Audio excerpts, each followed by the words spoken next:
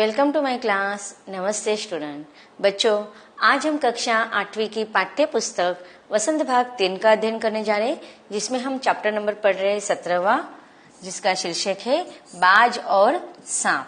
बाज और सांप इस पाठ का सेशन नंबर यह 3रा है।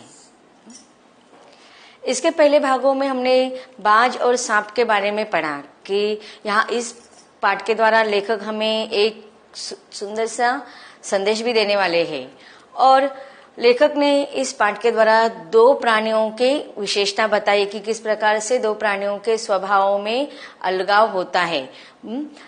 पहले परिच्छेदों से हमें पता चला कि सांप का जीवन कैसे था। वह एक अंधेरी गुफा में दुर्गंध युक्त आवास में अपना जीवन व्यतीत कर रहा है। तो दूसरी तरफ बाज जो है वह कैसा है, साहसी है, स्वच्छंद प्रवृत्ति का है, उसे आजादी बहुत प्रिय है और उसको चाहत क्या है, उसकी क्या इच्छा होती है कि स्वच्छंद आकाश में उड़ान भरना, और इसके लिए वह अपनी जान जोखिम में डालकर भी उसको आई हुई समस्या का वो सामना करता है और जान जोखिम में डालकर वह आकाश में उड़ता रहता है।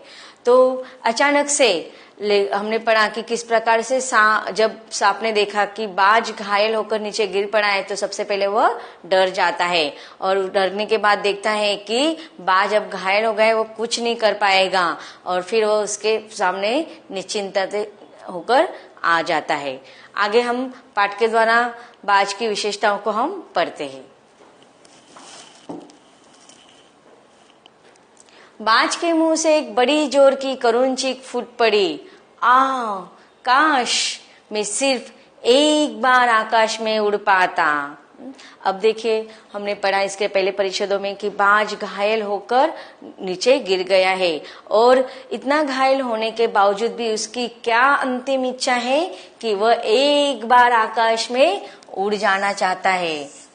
सांप जो एक दुर्गंध युक्त आवास में जीवन व्यतीत करता है, जब ये बाज देखता है तो उसको वहां पर घुटन महसूस होती है और उस समय वह अपनी एक अंतिम इच्छा, वह अपने जीवन को धन्य भी मानता है। क्यों?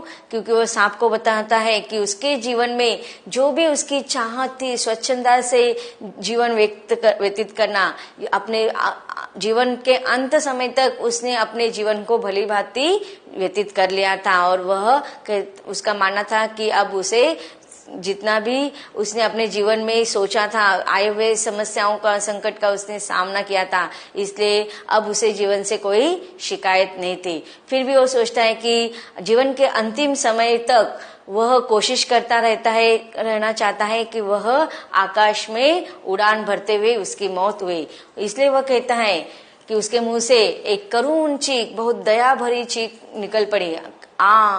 काश मैं सिर्फ एक बार आकाश में उड़ पाता। बाज की करुण चीख सुनकर सांप कुछ सीट पिटाना,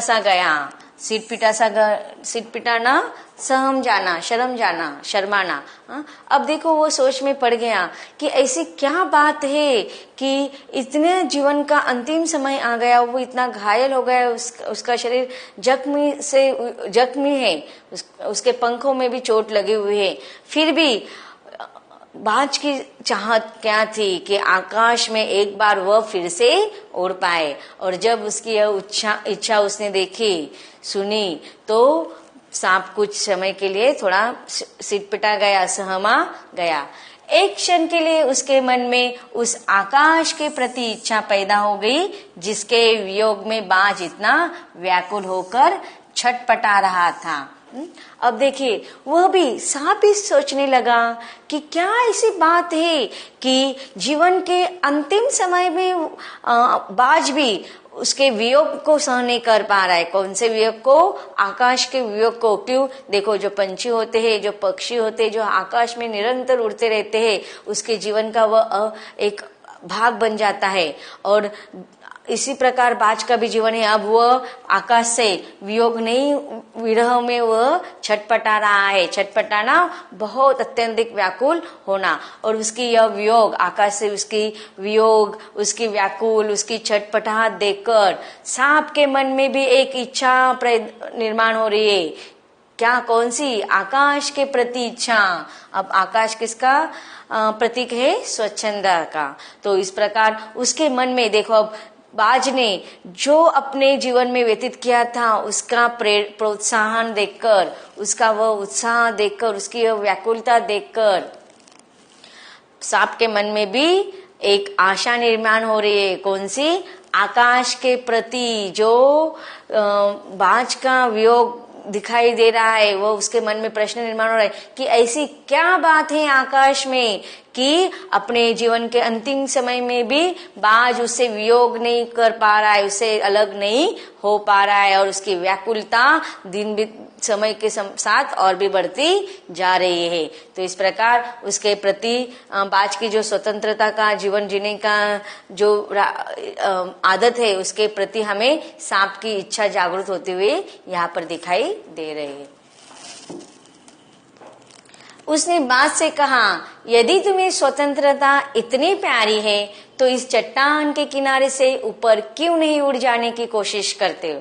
अब देखिए यहाँ पर सांप जो है, भले ही उसका जीवन हमें दिखाई देता है कि वह खुद निडरता से जीवन व्यतीत करता है, उसे अपने बाकी की दुनियादारी से कुछ लेना देना नहीं, उसे सिर्फ अपने जो भी जीवन है उस सीमित मर्यादाओं में जीना पसंद है। फिर भी जब वह व्याकुलता देखता है बाज के आकाश के प्रति, उड़ान भरने की जो विरह को वह सहन नहीं कर पा रहा है, तो उसकी उस छटपटाहट, उसकी व्याकुलता को देखकर वह उसको और भी प्रोत्साहित कर रहा है। कौन? सांप बाज को प्रोत्साहित कर रहा है। वह कहता है कि तुम्हें इतनी स्वतंत्रता प्यारी है, इतनी आजादी प्यारी है, तो तुम क्या करो, इस चट्टान के किनारे से ऊपर उड़ जाने की कोशिश करो।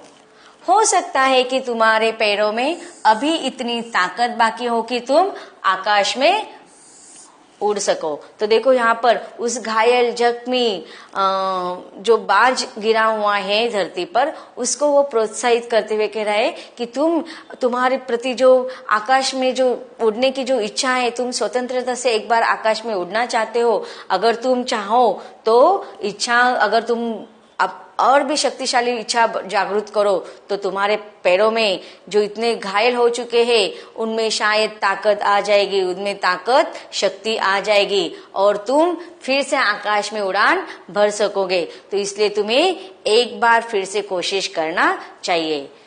कोशिश करने में क्या हर्ज है? एक बार अंतिम कोशिश करने से नुकसान तो कुछ होने वाला नहीं है। इसलिए तुम्हें, तुम्हारे मन में इतनी व्याकुलता दिखाई दे रही है, तुम छटपटा रहे हो, तो तुम एक बार आकाश में उड़ने की कोशिश जरूर करो। बाज में एक नई आशा जग उठी। जैसे ही सांप ने उसके सोए हुए उस इच्छा शक्ति को जगाया, तो वह क्या हो गया, आशा उसके मन में संचार हो गए।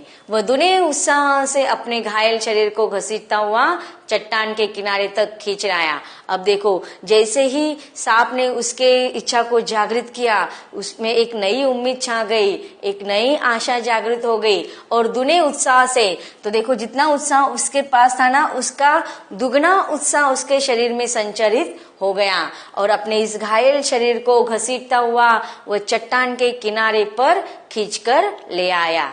खुले आकाश को देखकर उसकी आंखें चमक उठी। अब देखो, जब वो गिरा हुआ था तो थोड़ा उसके आजू बाजू में अंधेरा छाया हुआ था, चट्टाने पर्वत थे, इसलिए उसको आकाश ठीक तरह से दिखाई नहीं दे रहा था। लेकिन जैसे ही सांप ने उसके मन में आशा जागृत की, उस चट्टानी की तरफ वो खींचता चला गया और खुले आकाश को वह अच्छी तरह से देखने लगा। और जैसे ही उसको अंधेरा छाया हुआ जो पर्वत था या गुफा थी, उससे बाहर जब वो आया और जैसे ही उसने खुले आकाश को देखा, तो उसकी आंखें चमक उठी, उसको बहुत खुश हो गया, बहुत उत्साहित हो गया। उसने एक गहरी लंबी सांस ली और अपने पंख फैलाकर हवा में कूद पड़ा। और जैसे कि उसने देखा खुला आकाश, उसके मन में उसमें विचरण करने की, आजादी के साथ पंख फैलाने की इच्छा जागृत हो गई। अब देखिए, उसके शरीर में बिल्कुल भी ताकत नहीं है, फिर भी उसने क्या किया, एक गहरी और लंबी सांस ली और अपने पंख फैलाकर हवा में कूद पड़ा। किंतु उसके टूटे पंखों में इतनी शक्ति नहीं थी कि उसके शरीर का बोझ संभाल सके। अब वो बहुत घायल हो चुका था। उसके जो पंख थे उन पंखों में अब बिल्कुल भी शक्ति नहीं थी, ताकत नहीं थी। जैसे ही उसने उड़ान भरने की कोशिश की तो उसका जो शरीर का बोझ था, पंखों से ज्यादा उसका शरीर जो वजनदार था, अब पंख घायल हो चुके थे, जख्मी हो चुके थे। अब पंखों में किसी भी प्रकार की ताकत नहीं थी, शक्तिहीन हो गए थे उसके पंख। और जैसे ही उसने उड़ान भरने की कोशिश की तो शरीर के वजन को वह संभाल नहीं पाए। पत्थर सा उसका शरीर लुढ़कता हुआ नदी में जा गिरा। और जैसे ही उसने उड़ान भरी तो उसका वह वजनदार शरीर उस घायल पंखों को सह नहीं कर पाया और वो लुढ़कता हुआ नदी में जा गिरा, अर्थात उसकी मृत्यु हो गई। एक लहर ने उठकर उसके पंखों पर जमे खून को धो दिया। अब देखिए उसके जीवन में यहाँ से प्रतीक हो रहा है हमें कि कितनी भी निरंतर समस्या उसके सामने थी, फिर भी उसके जीवन में जो आस थी, जो इच्छा थी कि एक बार जीवन के अंत समय में वह आकाश में उड़ान भर सके, उसने वो कोशिश की। और अपने इस स्वतंत्रता के लिए उसने अपने आजादी के लिए अपने जान हथेली पर देखकर उसने कोशिश की और इस प्रकार उसने अपने प्राण त्याग दिए। और उसके इस साहसी जीवन का आगे लेखक वर्णन कर रहे कि पानी के लहरों ने, नदी के पानी ने, समुद्र के लहरों ने किस प्रकार से उसका स्वागत किया। एक लहर ने उठकर उसके पंखों पर जमे हुए खून को धो दिया, उसके थके मांदे शरीर को सफेद फेन से ढक दिया, फिर अपनी गोद में समेटकर उसे अपने साथ सागर की ओर ले चली। तो जैसे ही उसने अपने साहस युक्त जीवन का अंत कर दिया तो समुद्र के लहरों ने भी उसे अपने गोद में शान के साथ ले लिया। लहरें चट्टानों पर सिर धुलने लगी, मानो बाज की मृत्यु पर आंसू बहा रही हो। अब देखिए जो लहरें, जो पानी में बह रहे हुए, सागर में बह रहे हुए जो लहरें हैं, उनको भी बाज की मृत्यु पर क्या हो रहा था, दुख हो रहा था, पछतावा हो रहा था। वो ऐसे लग रहा, प्रतीत हो रहा था कि मानो बाज की मृत्यु पर वो भी आंसू बहा रही है, दुखी हो रही है, रो रही है। धीरे धीरे समुद्र के असीम विस्तार में बाज आंखों से ओझल हो गया और इस प्रकार उसकी मृत्यु हो गई और सागर की लहरें उसे अपने अंदर खींचकर ले गई और आंखों से ओझल हो गई, गायब हो गई। चट्टान की खोखल में बैठा हुआ सांप बड़ी देर तक बाज की मृत्यु और आकाश के लिए उसके प्रेम के विषय में सोचता रहा। तो इस प्रकार चट्टान की खोखल में और जो खालीपन भाग होता है, उस खोखल में बैठकर फिर सांप देर तक सोचने लगा, किसके बारे में, उस बाज की मौत के बारे में, उसकी मृत्यु के बारे में। और उसके मन में आकाश के प्रति जो प्रेम था उसके विषय में वह बहुत देर तक सोचता रहा।